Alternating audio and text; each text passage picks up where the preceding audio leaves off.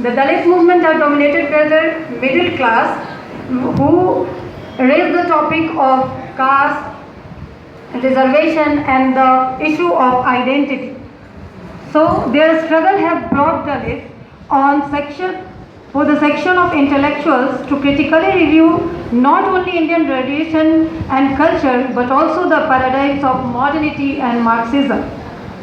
Mahatma Gandhi too worked for the amelioration of untouchability. You all are aware of that. He used the word Harijan, meaning people of God. Although it was not liked by all the untouchables and Dalits, but he used the term in 1933 to describe men of God abandoned by the society. I would like to quote him. He said, "I do not want to be reborn.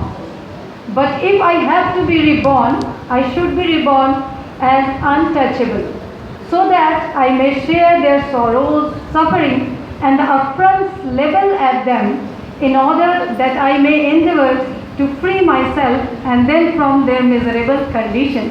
I therefore pray that if I should be born again, I should do so not as Brahmin, Kshatriyas, Vaishyas or Shudras, but as an anti-Shudras."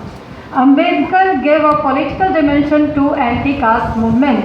In fact, terms like untouchable, Shudras or even Harijan have rather become an out-of-date history. It has been modified into Dalit, which has a political potential. Therefore, there have been myriad of movements and several measures have been taken to uplift the condition of Dalits and bring about development in their social, political and economic standing. 17 years after independence, Indian untouchables have come a long way and made remarkable progress.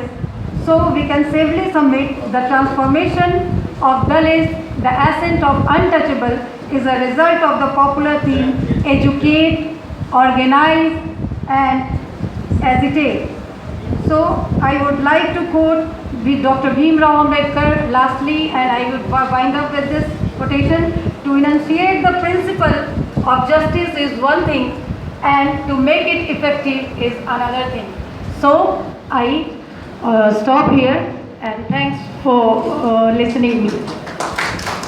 बहुत बहुत धन्यवाद। एक आदर्श रूप में कैसे अपनी बात रखी जाती है कम समय में, ये सुप्रिया कृष्णन जी ने दिखाया, रखा।